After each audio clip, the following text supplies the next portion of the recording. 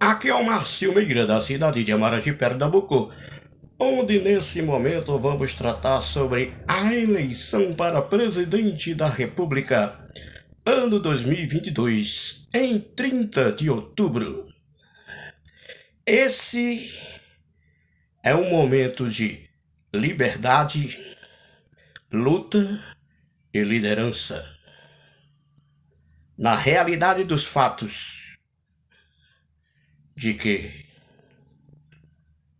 existe a grande possibilidade de Lula voltar a ser presidente do Brasil. As pesquisas estão exatas, trazendo sempre os resultados que são trabalhados com os eleitores, as pessoas. E o reflexo é esse. Não há nenhum efeito óptico. Prova sim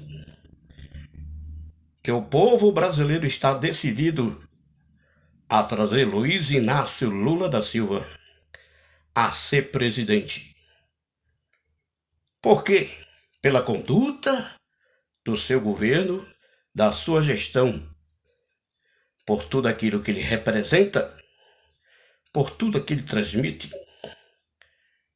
e que, mesmo por todo o seu percurso, conseguiu ser candidato, está aí, vencedor no primeiro turno, e muito mais ainda, com 49% exato para ganhar no segundo turno.